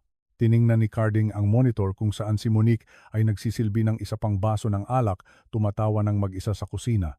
Mayroon na siyang toxicological proof, ngayon ay mayroon na siyang video ng pagkulong, mayroon siyang sapat upang ipadala siya sa bilangguan sa loob ng maraming taon, ngunit hindi iyon sapat. Gusto niya siyang sirain. Gusto niya na makita ng kaniyang mga kaibigan, ang alta sosyedad na pinupuri niya, ang monster na siya. Gusto niya ng isang pampublikong kahihiyan na napakalaki na hindi siya maaaring magtago sa ilalim ng anumang bato. Tiningnan niya ang orasan, 7:00 ng gabi. Ang mga kotse ng mga bisita ay magsisimulang dumating anumang oras. Ang party ay magsisimula na, at si Carding, mula sa kaniyang madilim na kuweba, ay naghanda na maging direktor ng orkestra sa impyerno na paparating. Bumagsak ang gabi sa ari-arian na parang isang mabigat na kumot. Itinatago ang moral na kapangitan sa ilalim ng perpektong dinisenyo na mga ilaw ng hardin. Mula sa screen ng kaniyang laptop, nakita ni Carding kung paanong ang fasad ng kaniyang bahay ay nagbago. Nagbukas si Monique ng mga decorative lights na lumilikha ng isang atmosfera ng kwento ng engkanto na labis na kaibahan sa katotohanan ng basement. Ang unang mga kotse ng luho ay nagsimulang dumulas sa driveway. Mercedes, BMW, convertibles na minamaneho ng mga babae na nakasuot na parang pupunta sa isang charity gala, walang alam na sila ay pumapasok sa tanawin ng isang krimen. Ang tunog ng lounge music ay nagsimulang tumagas sa mga microphone ng sala. Tumaas ang volume ni Carding sa kaniyang headphone upang hindi makaligtaan ang isang salita. Kailangan niyang marinig ang lahat, kailangan niya ng bala. Sinalubong ni Monique ang kaniyang mga kaibigan sa pangunahing pintuan nang may masiglang yakap at halik sa hangin na hindi nakakahipo sa balat. Maligayang pagdating, tuloy-tuloy, bulalas ni Monique na nagniningning sa isang emerald green silk dress. Ating lahat ang bahay. Umalis ang boss patungong Singapore upang gumawa ng mas maraming pera para sa atin at ang package ay nagpapahinga. Ang package? Tanong ng isang blonde na babae na may napakaraming alahas, naglabas ng isang malupit na tawa habang tumatanggap ng isang baso ng champagne mula sa isang tray na hawak ni Ana. Alam mo na, ang bata, sagot ni Monique habang binaba ang boses sa isang conspiratorial na tono habang naglalakad patungo sa sala. Ngayon ay hindi na makaya, sumisigaw, naglalaway, isang horror. Kailangan kong bigyan siya ng kaniyang espesyal na gamot at itago siya kung saan hindi siya makakaabala. Sa totoo lang mga babae, ito ay isang sakripisyo na walang sino man sa inyo ang makakaintindi. Ang mamuhay kasama ang isang bata na ganyan ay parang pamumuhay kasama ang isang sirang hayop, ngunit nakakaramdam ng pagkakasala si Carding at iyon ay nagre-resulta sa mga compensation. Itinuro ni Monique ng malawak ang mga renovation ng sala, ang mga bagong muebles at ang kaniyang sariling diamond necklace. Tumawa ang mga kaibigan, isang tunog ng mga mayayaman na nakasuot ng silk. Isa kang santa, Monique, sabi ng isa pang brunette na babae. Ipadala ko na siya sa isang state boarding school at itatapon ang susi. Paano mo siya tinitiis? Pasensya, mahal. Pasensya at strategy, sabi ni Monique, kumikindat patungo sa hidden camera sa painting, hindi alam na ang kaniyang nobyo ay nagtatala ng bawat pixel ng kaniyang pag-amin. Sa sandaling magpakasal tayo at ibigay sa akin ni Carding ang ganap na control sa medical trust, sabihin na natin na ang maliit na Junjun ay mangangailangan ng mas paborableng klima sa Zurich, napakalayo mula rito at napakamura. Bagaman ang mga bill ay nagsasabi ng kabaligtaran, naramdaman ni Carding na sumasabog ang kaniyang sentido. Nandoon ang financial confession, fraud, premeditation. Mayroon siyang lahat. Maaari siyang tumawag sa pulisya ngayon mismo. Maaari siyang pumasok na may shotgun, ngunit ang kaniyang tingin ay lumihis sa ibabang kanang monitor, ang basement. Walang ilaw doon sa ibaba, ngunit ang camera ay may infrared night vision. Ang imahe ay grainy sa mga kulay abong at berdeng ghostly na tono. Gumagalaw si Junjun. Ang epekto ng sedative ay lumipas ng mas mabilis kaysa sa karaniwan. Siguro dahil sa adrenaline ng takot o dahil ang kaniyang katawan ay nagkakaroon ng tolerance sa lason. Ang bata ay nakaupo sa lumang kutson na ginagamit nila upang itago ang mga damit ng taglamig. Niyayakap niya ang kaniyang mga tuhod. Umaalog ng mabilis. Inilapit ni Carding ang kaniyang mukha sa screen. Nakita niya ang dalisay na takot sa mga mata ng kaniyang anak na kumikinang sa dilim na parang sa isang takot na pusa. Tumingin si Junjun patungo sa saradong pintuan sa itaas ng hagdanan at pagkatapos ay ginawa ng bata ang isang bagay na nagwasak sa puso ni Carding sa libu-libong piraso. Nagsimula siyang hampasin ang sahig ng kaniyang mga kamao, ngunit nang tahimik. Ibinuka niya ang kaniyang bibig upang sumigaw, "Daddy," ngunit walang tunog na lumabas. O marahil ay masyado siyang natatakot na baka marinig siya ng witch. Sa itaas, ang party ay nasa kasagsagan. Ang musika ay tumaas ang volume. Dumaan si Ana sa pagitan ng mga bisita na may mga tray ng kanapes na hindi nakikita sa kanila, itinuturing na parang isang muebles. Ngunit napansin ni Carding ang isang bagay sa tindig ng kasambahay. Hindi tumitingin si Ana sa mga bisita, tinitingnan niya ang orasan, tinitingnan niya ang pintuan ng basement. Siya ay tense na parang isang spring na malapit ng bumitaw. Sinisamantala na abala si Monique sa pagkukuwento tungkol sa kaniyang huling biyahe sa Paris, iniwan ni Ana ang tray sa isang side table at dumulas patungo sa kusina. Mabilis na nagpalit ng kamera si Carding upang sundan siya. Nakita niya siyang naghahanap sa mga drawer ng may pagkadismaya. Hindi siya naghahanap ng pagkain. Naghahanap siya ng isang bagay na metallic, isang screwdriver, isang kutsilyo, isang bagay upang pilitin ang kandado. "Huwag mong gawin, Ana. Papatayin ka niya," bulong ni Carding sa screen na may puso sa kaniyang lalamunan. Alam niya na kung matuklasan siya ni Monique na sinusubukang buksan ang pintuan, ang karahasan ay magiging agaran, ngunit hindi tumigil si Ana. Nakita niya ang isang lumang kutsilyo na pangmantika at tumakbo patungo sa pintuan ng basement. Sinubukan niyang ipasok ang dulo sa kandado, ang kaniyang mga kamay ay nanginginig ng marahas. Ang metallic sound, bagaman mahina, ay umalingaw-ngaw sa katahimikan ng kusina. Crack. Ang tunog ay hindi nagmula sa pintuan, nagmula ito sa daanan ng kusina. Ano sa tingin mo ang ginagawa mo? Marumi na taksil? Nakita ni Carding kung paanong lumabas si Monique sa frame ng pintuan, ang kaniyang mukha ay nagbago sa isang demonic na galit. Narinig niya. Sinundan niya ang kasambahay. Binitawan ni Ana ang kutsilyo na bumagsak sa sahig nang may ingay na parang putok ng baril. "Ma'am, may narinig po akong ingay. Akala ko po ay nahulog ang bata." Utal ni Ana, umatras hanggang sa bumangga sa pintuan ng basement, pinoprotektahan ito ng kaniyang katawan. Akala mo? Hindi ka narito para mag-isip. Narito ka para maglingkod, bulong ni Monique, lumapit sa kaniya na may baso ng alak pa rin sa kaniyang kamay. Ang kaniyang elegance ay nawala. Ngayon, siya ay isang predator na gumagala sa kaniyang biktima. Sinabi ko sa iyo na huwag mong buksan ang pintuan na iyon. Sinabi ko sa iyo na kung gagawin mo iyon, magsisisi ka. Sa tingin mo ba ay maaari mo akong suwayin sa aking sariling bahay? Gising po siya, ma'am, sabi ni Ana, at sa unang pagkakataon ay itinaas niya ang kaniyang boses. Hindi siya sumigaw, ngunit nagsalita siya ng may matatag na boses. Gising po siya at natatakot. Siya ay isang bata. Hindi mo siya maaaring iwanan doon sa dilim. Ito ay inhumane. Inhumane? Naglabas si Monique ng isang malakas na tawa na nagpalamig sa dugo. Inhumane ay ang kailangan kong alagaan ang isang brat na walang silbi. Siya ay isang genetic error at ikaw ay isang labor error at itatama ko ang pareho ngayon. Itinaas ni Monique ang kaniyang kamay, hindi upang sampalin siya.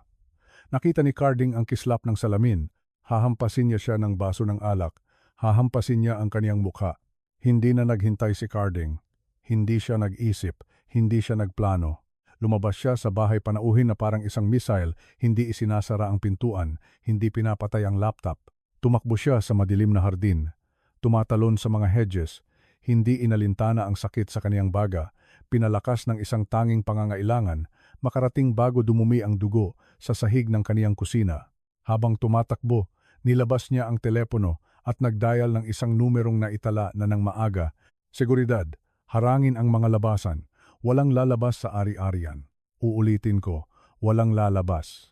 I activate ang red protocol. Dumating siya sa likurang teres sa loob ng ilang segundo. Sa pamamagitan ng mga bintana, nakita niya ang mga bisita na nagkukuwentuhan, walang kamalayan sa karahasan na nangyayari ilang metro ang layo. Hindi ginamit ni Carding ang pintuan. Kinuha niya ang isang silya, nagawa sa bakal mula sa patio at inihagis ito ng may buong lakas laban sa tempered glass window ng sala. Ang ingay ng salamin na nabasag ay mas malakas kaysa sa musika, mas malakas kaysa sa tawa. Ito ang tunog ng huling paghuhukom na umuwi. Sumigaw ang mga bisita habang tinatakpan ang kanilang mga ulo habang ang isang ulan ng salamin ay bumagsak sa Persian carpet. Pumasok si Carding sa sirang butas. Dinugo mula sa isang hiwa sa kaniyang kamay na may tingin ng baliw at tindig ng isang executioner. Ang mga kaibigan ni Monique ay nanatiling paralisado na may mga baso na champagne sa kalagitnaan ng kanilang mga bibig. Carding, tili ng isa sa kanila. Diyos ko, ano ang nangyayari? Hindi sila tiningnan ni Carding. Tumawid siya sa sala na parang isang bagyo, nagtatapon ng isang mesa habang dumadaan at dumiretso sa kusina. Dumating siya sa eksaktong sandali na hawak ni Monique si Ana sa buhok na nakataas ang baso upang hampasin. Bitawan mo siya, sigaw ni Carding. Isang sigaw na biseral na nagpanginginig sa mga pader. Lumingon si Monique at nadulas ang baso mula sa kaniyang mga daliri, sumabog sa sahig. Ang kaniyang mukha ay nagbago mula sa pula ng galit patungo sa puti ng lubos na takot sa isang bahagi ng segundo. Nakita niya si Carding na nababalutan ng alikabok, dinugo ang kamay, humihinga ng mabigat at sa kaniyang mga mata ay hindi niya nakita ang kaniyang nobyo, kundi ang kaniyang katapusan. Ang katahimikan na sumunod sa sigaw ni Carding ay mas nakakabingi kaysa sa pagsabog ng salamin kanina. Sa kusina, tila tumigil ang oras sa isang bubble ng hindi makayanan na tensyon. Si Monique, na nakataas pa rin ang kamay kung saan ilang segundo pa lamang ang nakalipas ay hawak niya ang baso, ay nakatingin kay Carding na parang nakakakita siya ng isang multo na bumangon mula sa libingan. Ang kaniyang mukha, isang maskara ng perpektong make-up, ay nagsimulang gumuho, inilalantad ang dalisay na panik na tumitibok sa ilalim. Si Ana, nakabaluktot sa pintuan ng basement, ay humihikbi ng tahimik na may nakabuka ang mga mata, hindi makapagproseso na nandoon ang amo, dumudugo at galit, sa halip na lumilipad patungong Singapore. Carding, mahal ko, sinimulan ni Monique. Ang kaniyang boses ay nanginginig sa isang nakakaawa na pagtatangka na bawiin ang kaniyang matamis na tono. Dahan-dahang niyang ibinaba ang kaniyang kamay, pilit ng ngiti na parang isang pagngiwi ng sakit. Diyos ko, anong takot ang ibinigay mo sa akin? Bakit ka pumasok ng ganyan? Sugatan ka ba? Tingnan mo ang kamay mo. Humakbang siya patungo sa kaniya. Inunat ang kaniyang mga bisig na parang gusto niyang yakapin siya. Desperadong sinusubukan na ibalik ang normalidad. Gawing isang hindi magandang pagkakamali ang eksena ng karahasan sa tahanan. Huwag kang lumapit, sabi ni Carding. Ang kaniyang boses ay hindi sigaw. Sa pagkakataong ito ay isang mababa, gutural na ungol. Puno ng isang banta na napakatotoo na huminto si Monique nang biglaan, natitisod sa kaniyang sariling mga takong. Kung hahakbang ka pa, Monique, isinusumpa ko na kakalimutan ko na ako ay isang gentleman. Namutla si Monique. Tumingin siya sa sala kung saan ang kaniyang mga kaibigan ay nagtitipon sa pintuan ng kusina, nagbubulungan na may mga baso ng champagne na nakalimutan sa kanilang mga kamay. Ang audience ay nanonood, kailangan niyang kumilos ng mabilis. Carding, pakiusap, altered ka, sabi niya. Itinaas ang volume upang marinig siya ng mga bisita, ginagampanan ang kaniyang papel bilang biktima. Naiintindihan ko na stress ka dahil sa trabaho, ngunit tingnan mo ang ginawa mo. Tinakot mo si Ana, ang kawawang babae, ay nagkakaroon ng nervous breakdown. Sinubukan niyang magnakaw ng mga silverware at kailangan ko siyang pigilan. Sinusubukan ko lang na protektahan ang ating bahay. Ito ay isang kasinungalingan na napakabilis na sa isang segundo naramdaman ni Carding ang isang nakakadiri na paghanga sa kaniyang kakayahan sa pagmamanipula. Napasinghap si Ana, mabilis na umiling. Kasinungalingan.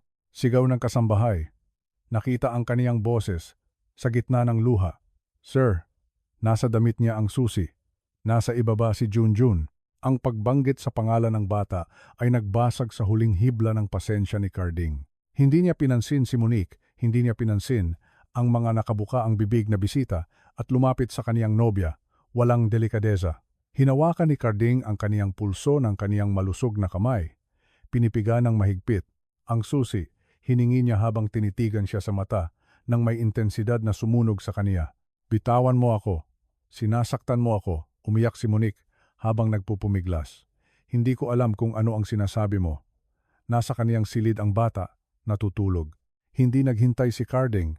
Nakita niya ang metallic glint na sumisilip mula sa dress neckline niya. Sa isang mabilis na paggalaw, ipinasok niya ang kaniyang kamay at inalis ang maliit na susi na bronze na nakabitin sa isang manipis na kadena, sinira ang clasp. Sumigaw si Monique ng mas malakas dahil sa kahihiyan kaysa sa sakit at dinala ang kaniyang mga kamay sa kaniyang dibdib, umatras patungo sa countertop. Siya ay isang hayop, tili ni Monique sa kaniyang mga kaibigan. Tumawag kayo sa pulisya. Nabaliw na siya. Hindi man lang siya tiningnan ni Carding. Humarap siya kay Ana. Inilagay ang isang kamay sa kaniyang balikat ng saglit, isang senyas ng ligtas ka, at pagkatapos ay ipinasok ang susi sa kandado ng pintuan ng basement. Umikot ang mekanismo nang may metallic click. Hinigit ni Carding ang pintuan at ang amoy ng halumigmig at dilim ay tumama sa kaniyang mukha. Sumigaw siya patungo sa itim na bangin. Walang tugon, tanging ang malayo na tunog ng boiler. Nang walang pag-aalinlangan, sumugod si Carding pababa ng hagdanan, natitisod sa dilim, ginagabayan ng instinct. Ang kaniyang mga kamay ay humipo sa malamig na mga pader ng bato. Pagdating sa ibaba, hinanap niya ang switch, ngunit ang bombilya ay sira o nabasag. Nilabas niya ang kaniyang telepono at binuksan ang flashlight. Ang puting sinag ng ilaw ay pumasok sa madilim na espasyo, puno ng lumang mga kahon at muebles na natatakpan ng mga sheet. Junjun, anak, si daddy ito. Ang kaniyang boses ay nabasag. Pagkatapos ay nakita niya siya. Sa isang sulok, sa likod ng isang tumpok ng rolled-up carpets, mayroong isang maliit na bukol na nanginginig. Si Junjun ay nakabaluktot, nakatago ang mukha sa pagitan ng kaniyang mga tuhod, tinatakpan ang kaniyang mga tainga ng kaniyang mga kamay. Ang bata ay umaalog pabalik-balik, naglalabas ng isang mababa at patuloy na tunog upang i-block ang labas ng mundo. Lumuhod si Carding sa harap niya, naramdaman kung paanong ang kaniyang kaluluwa ay nabasag. Napakalamig ng sahig. Nakasuot lamang si Junjun ng kaniyang manipis na pajamas. Champion, bulong ni Carding habang inuunat ang kaniyang kamay, ngunit humihinto bago hawakan siya upang hindi siya matakot. Tapos na. Tapos na. Dumating na si Daddy para sa iyo. Lumapag na ang eroplano. Tumigil si Junjun sa pag-aalog. Dahan-dahan, napakabagal, itinaas niya ang kaniyang ulo. Ang liwanag ng flashlight ay nagbigay liwanag sa kaniyang mukha na may alikabok, na may mga bakas ng tuyong luha sa kaniyang mga pisngi. Ang kaniyang mga mata, dilated dahil sa takot at ang mga residue ng mga sedative, ay tumuon sa liwanag at pagkatapos ay himalang nakita ang mukha ni Carding. Papa, ungol ng bata na may tuyong lalamunan. Binitawan ni Carding ang telepono at niyakap siya. Ito ay isang desperado, kabuuang yakap. Hindi na natiling matigas si Junjun.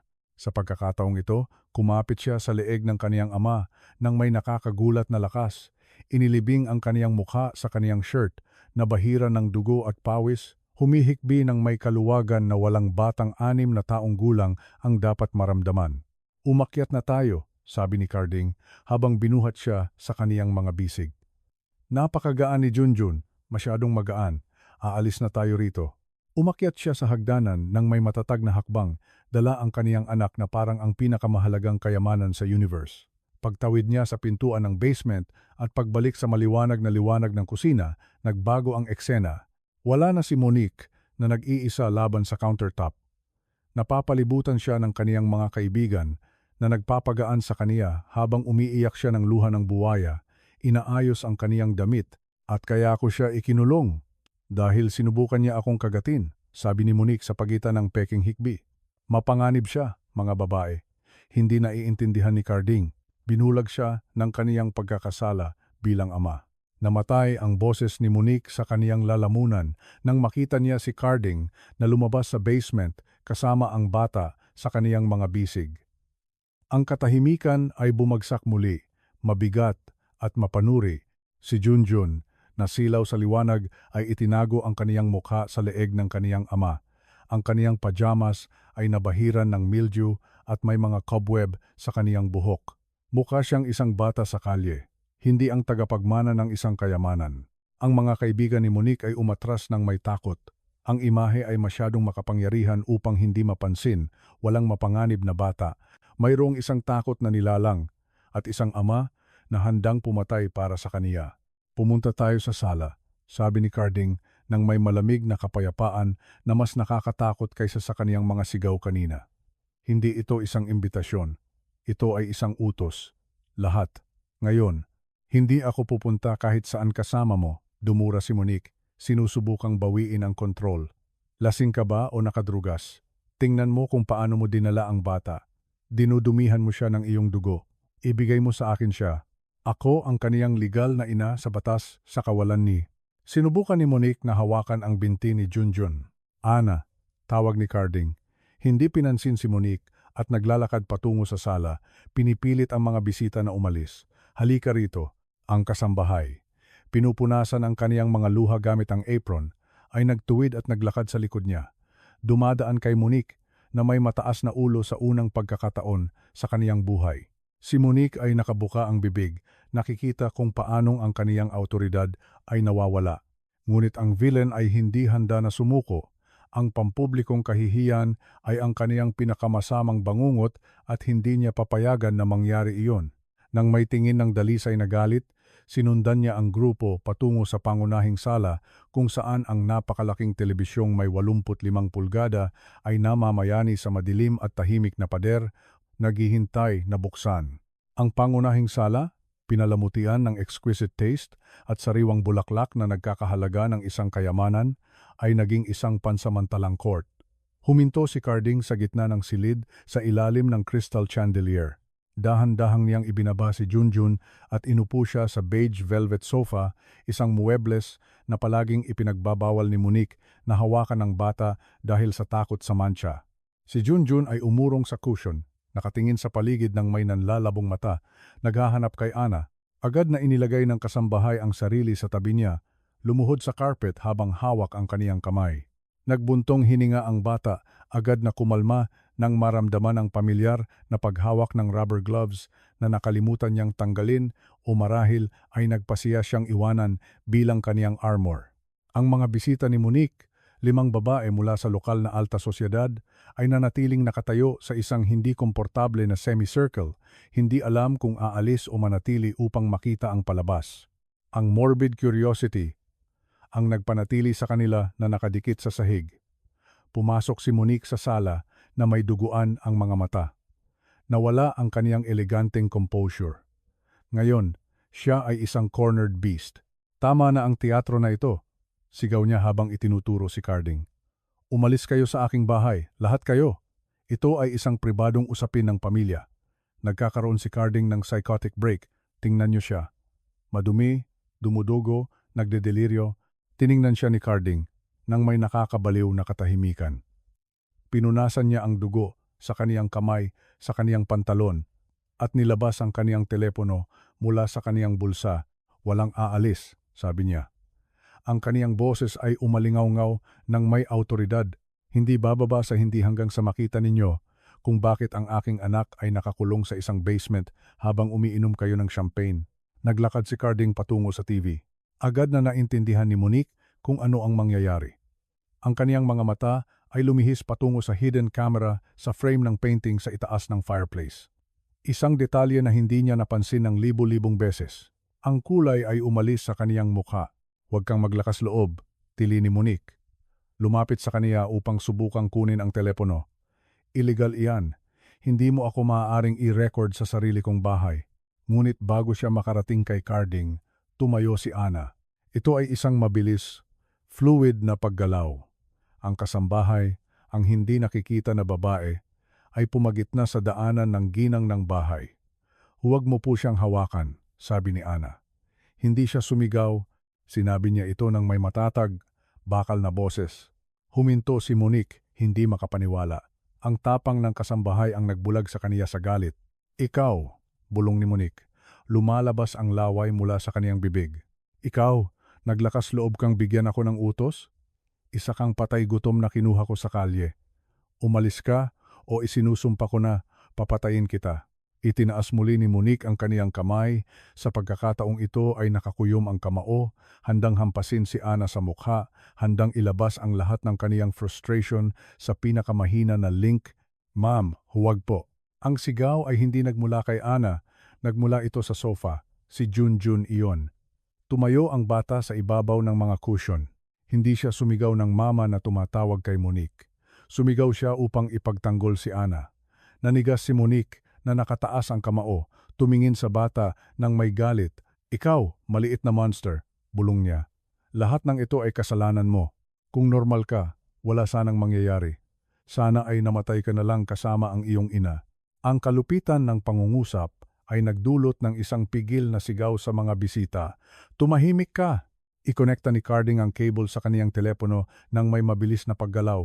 Ang giant screen ay nabuhay, ngunit si Monique, sa isang huling kilos ng kabaliwan, ay sumugod hindi kay Carding, kundi kay Junjun. Kung hawak niya ang bata, hawak niya ang kapangyarihan.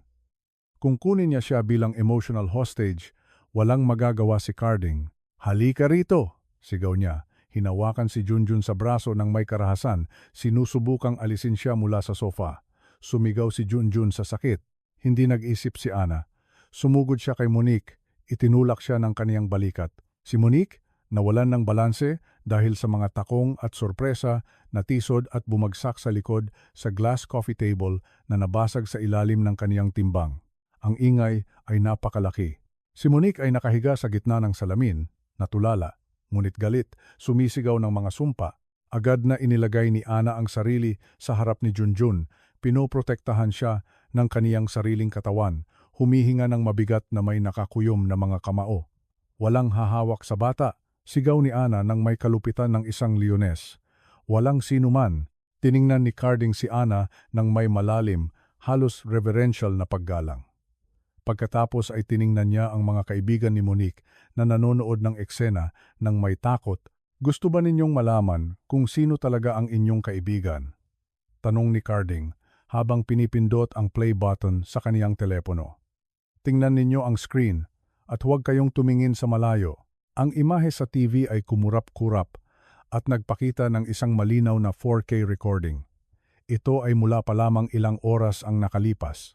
Nakita si Monique sa kusina na may baso ng alak na tumatawa nang mag-isa habang hawak ang bote ng sedative. Ang audio ay pumuno sa sala ng may kristal na kalinawan. Sa sandaling magpakasal tayo, at ibigay sa akin ni Carding ang ganap na kontrol, ang maliit na Junjun ay mangangailangan ng mas paborableng klima sa Zurich at napakamura, bagaman ang mga bill ay nagsasabi ng kabaligtaran. Dinala ng mga kaibigan ni Monique ang kanilang mga kamay sa kanilang bibig.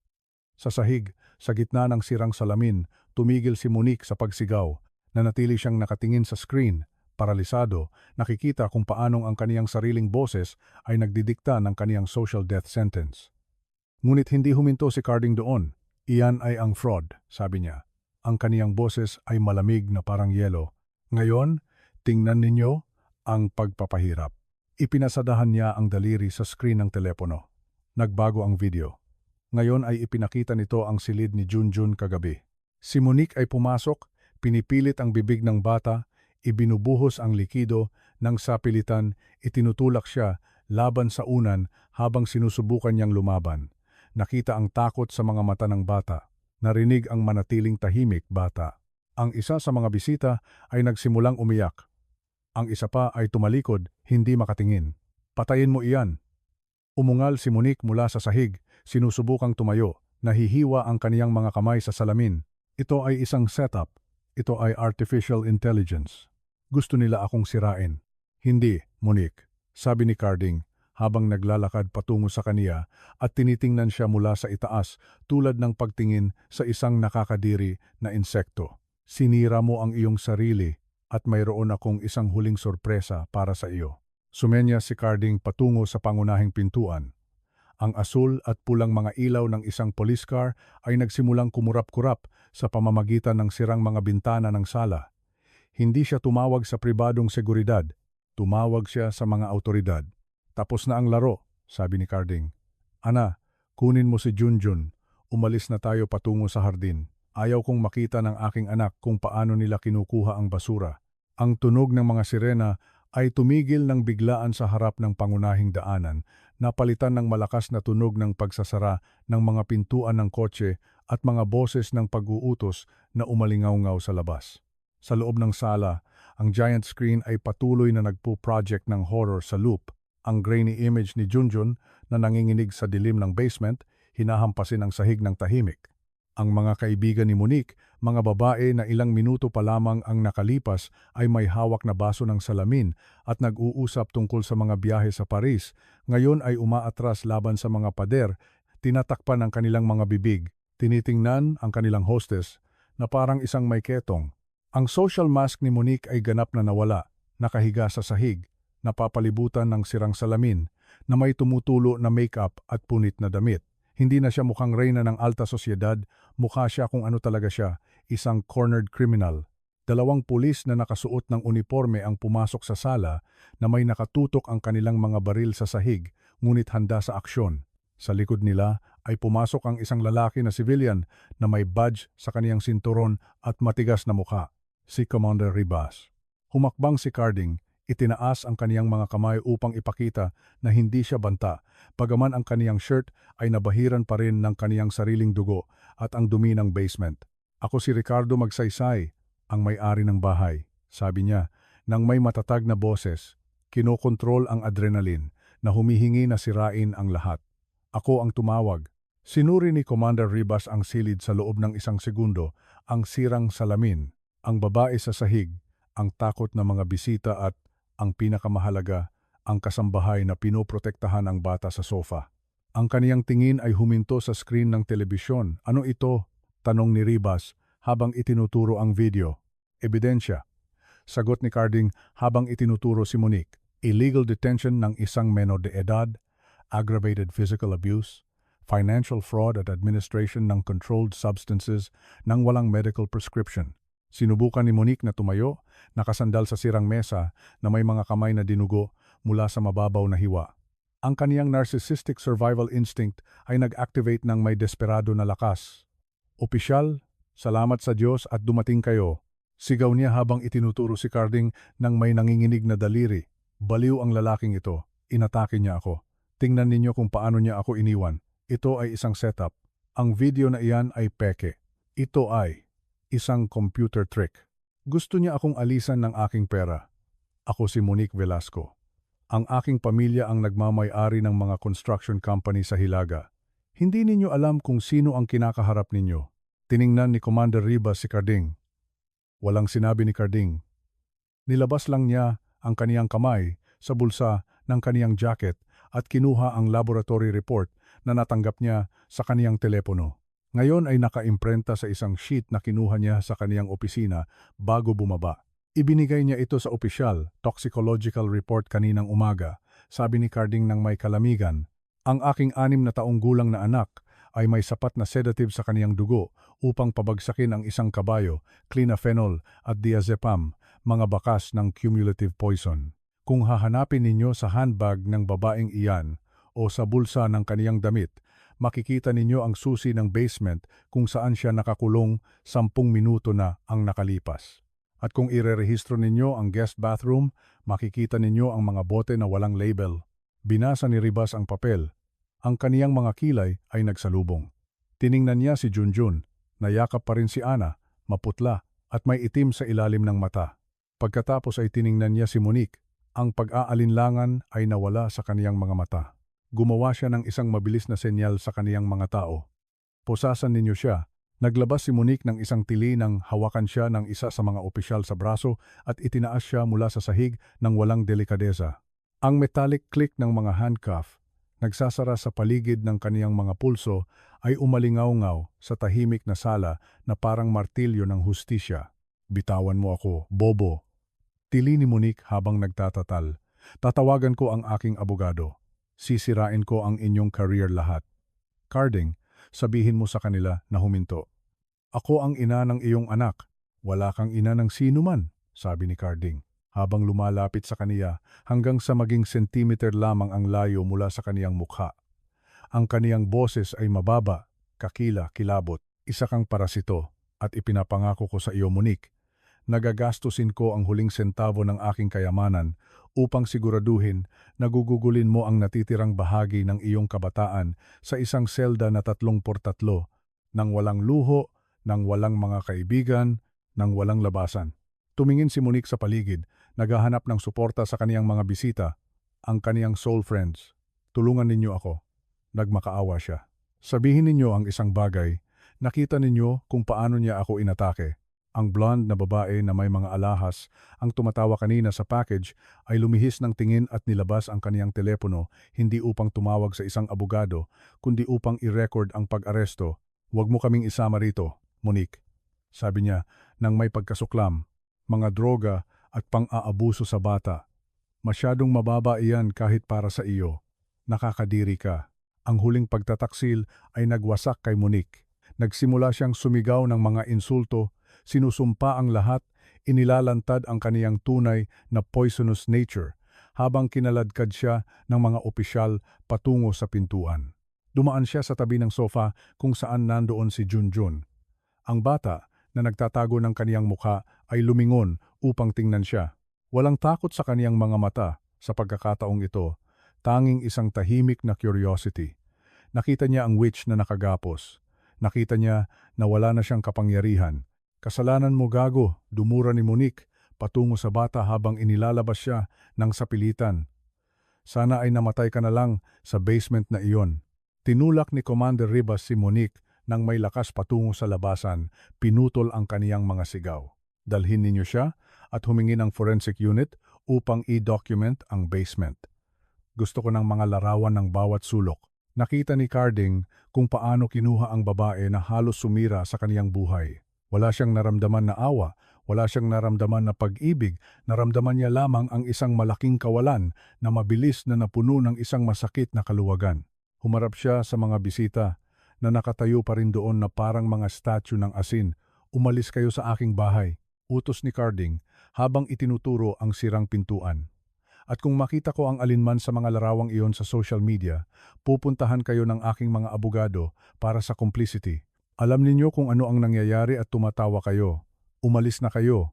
Ang mga babae ay tumakbo palabas, natitisod sa kanilang mga takong, tumatakas mula sa tanawin ng krimen na parang mga daga na umaalis sa isang barko. Ang sala ay biglang naging walang laman, maliban sa 2 opisyal na nagbabantay sa daanan, si Carding, Ana at Junjun. Bumalik ang katahimikan. Ngunit sa pagkakataong ito ay hindi ito mapang-api. Ito ay ang malinis na katahimikan na nananatili pagkatapos ng isang marahas na bagyo. Nanatili si Carding na nakatayo sa gitna ng sirang sala, humihinga ng mabigat na parang katatapos lang niyang tumakbo ng isang marathon. Ang kaniyang mga kamay na matatag noong confrontation ay nagsimulang manginig. Ang adrenaline ay nawawala, nag-iiwan ng puwang para sa emosyonal na katotohanan ng sandali. Tiningnan niya ang kaniyang duguan na mga buko pagkatapos ay tumingin sa screen ng telebisyon na ngayon ay itim at sa wakas ay inikot ang kaniyang ulo patungo sa sofa. Nandoon pa rin si Ana, nakaluhod sa Persian carpet na puno ng salamin na may mga braso sa paligid ni Junjun. Ang kasambahay ay nanginginig. Ngayon na ang agarang panganib ay lumipas, ang shock ay nananahan. Siya, isang mapagpakumbaba na babae na nangangailangan ng trabahong iyon upang mabuhay, ay sinuntok ang nobya ng kaniyang amo. Nilabag niya ang mga direktang utos at naging bahagi ng isang iskandalo ng pulisya. Sa kaniyang isip, sa kabila ng paggawa ng tama, ang lohika ng takot ay nagsabi sa kaniya na ang kaniyang buhay ay nasira. "Sir!" bulong ni Ana, habang ibinababa ang kaniyang ulo, sinusubukan bitawan si Junjun ng dahan-dahan. "Aalis na po ako para kunin ang mga gamit ko. Humihingi po ako ng paumanhin, sa gulo, sa mesa, sa mga sigaw. Hindi ko po sinasadya na magdulot ng problema. Dadaan po ako sa pintuan ng serbisyo upang hindi."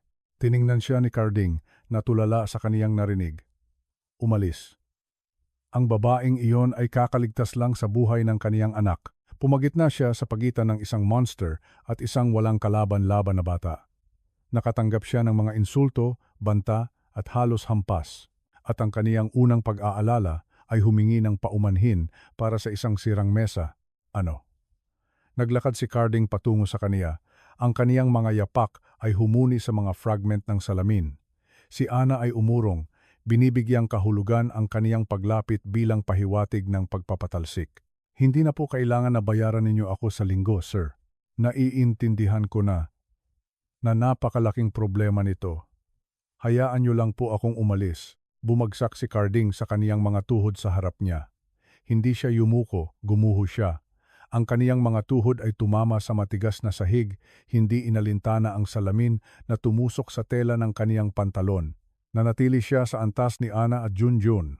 Sa unang pagkakataon, ang dakilang negosyante, ang hindi mahahawakan na milyonaryo, ay nasa parehong antas ng kaniyang kasambahay. "Ana, tingnan mo ako," sabi niya, nang may boses na nabasag ng luha na hindi na niya kayang pigilan. Tumingin siya, natatakot, at nakatagpo ang mga mata ni Carding, puno ng isang pasasalamat na napakalalim na masakit makita.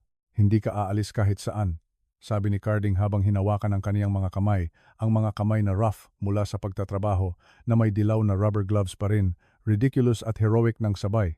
"Ikaw ang nagligtas sa aking anak. Nakita mo ang hindi ko gustong makita. Ipinagtanggol mo siya nang ako ay bulag. Kung may kailangang humingi ng tawad dito, ako iyon." Binitawan ni Carding ang kaniyang mga kamay at tumingin kay Junjun. Ang kaniyang anak ay pinapanood siya ng may bagong intensidad. Wala na ang haze ng mga droga sa kaniyang mga mata. Mayroong pagkilala, mayroong isang tahimik na paghuhusga. "Junjun." Inunat ni Carding ang kaniyang kamay, takot na tanggihan. May karapatan siyang tanggihan.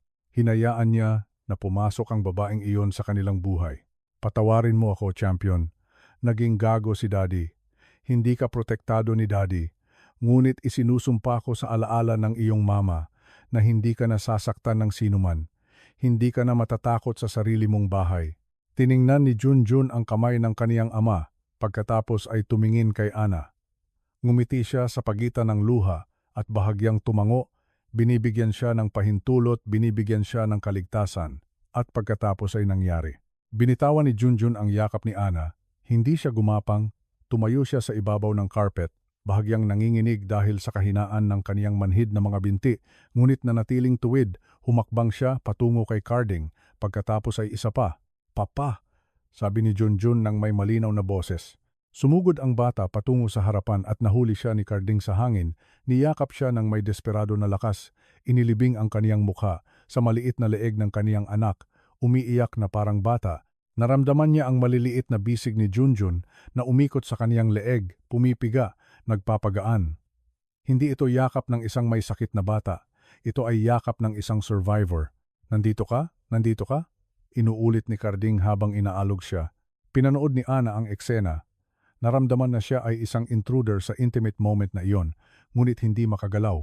Naramdaman niya na pagod, walang laman, ngunit sa parehong oras ay puno ng isang kakaibang init. Dahan-dahang niyang tinanggal ang mga dilaw na gloves, iniwan ang mga ito sa sirang mesa. Sila ang simbolo ng kaniyang dating buhay, ng kaniyang pagpapasakop. Tumingin si Carding, kasama pa rin si Junjun sa kaniyang mga bisig at tumingin kay Ana.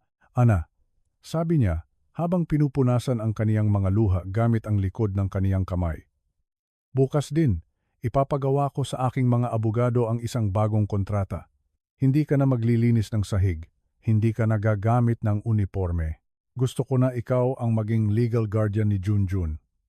Gusto ko na manirahan ka rito kasama kami, bilang bahagi ng pamilya. Gusto ko na lumaki siya, kasama ang tanging tao na nagkaroon ng tapang na mahalin siya nang walang ibang gumawa. Sir, wala po akong degree. Hindi po ako marunong maging guardian, utal niya, nalulula. Tinuruan mo siyang tumawa, sabi ni Carding, habang tumatayo na kasama si Junjun sa kaniyang mga bisig. Iyan ay higit pa sa kayang ituro ng anumang unibersidad. Pakiusap, huwag mo kaming iwanan. Kailangan ka namin. Si Junjun, mula sa mga bisig ng kaniyang ama, ay inunat ang isang kamay patungo kay Ana na may nakabuka ang mga daliri, iniimbitahan siya. Sabi ng bata. Nagsimulang umiyak muli si Ana, ngunit sa pagkakataong ito ay hindi ito luha ng takot. Tumango siya, hindi makapagsalita, at hinawakan ang maliit na kamay ni Junjun. Ang tatlo ay bumuo ng isang bilog sa gitna ng pagkawasak ng sala, isang core ng pagiging tao na napapalibutan ng mga guho. Sa labas, madilim ang gabi, ngunit sa loob, sa unang pagkakataon sa loob ng maraming taon, naramdaman na sumisikat ang araw. Ang bangungot ni Monique ay natapos na, ngunit ang tunay na paggaling ay nagsisimula pa lamang. Tiningnan ni Carding ang kaniyang anak na malusog at masaya. Tiningnan niya si Ana, ang babae na nagdala ng liwanag, at naisip kung gaano ka-ironic ang tadhana. Ginugol niya ang kaniyang buhay sa paghahanap ng tagumpay sa pananalapi. Nagtatayo ng mga imperyo, naniniwala na ang kaligayahan ay binibili o itinayo gamit ang mamahaling brick. At sa huli, ang kaligayahan ay pumasok sa kaniyang buhay sa pintuan ng serbisyo na may murang uniforme at dilaw na gloves, upang ituro sa kaniya na ang tunay na kayamanan ay hindi inilalagay sa bangko, kundi matatagpuan sa mga simpleng sandali. Isang hapon ng araw, isang tawa ng bata, at ang ganap na katiyakan na anuman ang mangyari, hindi na sila mag-iisa kailanman. Alam ninyo kung ano? Sabi ni Junjun habang nakatingin sa langit na nagsisimula nang magpakita ng unang mga bituin. Sa tingin ko bukas, dapat na tayong pumunta sa beach. Hindi pa nakikita ni Ana ang dagat. Tiningnan ni Carding si Ana nang may sorpresa. Totoo ba? Nagkibit balikat siya, namula. Hindi po ako masyadong lumabas ng lungsod. Ang dagat ay palaging isang malayo na panaginip. Ngumiti si Carding. Isang malawak at tunay na ngiti. Kung gayon, ihanda mo ang mga maleta, future psychologist. Bukas, pupunta tayo sa beach at sa susunod na araw, sa bundok. Mayroon tayong isang buong buhay upang bawiin ang nawalang oras. At habang naglalakad silang tatlo pabalik sa bahay, na may mainit na mga ilaw na bumubukas sa loob, iniimbitahan sila na pumasok sa isang tahanan na sa wakas ay isang tahanan. Alam ni Carding na sa pagkakataong ito, ang katapusan ng kuwento ay hindi sila ay nabuhay ng masaya hanggang sa huli. Ito ay isang bagay na mas mahusay. Ito ay sila ay naging matapang at namuhay ng totoo. Sumara ang pintuan sa likod nila, iniiwan ang dilim, at ang hardin ay nanatiling tahimik, nagtatago ng lihim kung paano ang isang pares ng dilaw na gloves ay nagbago sa kapalaran ng tatlong kaluluwa magpakailanman. Wakas.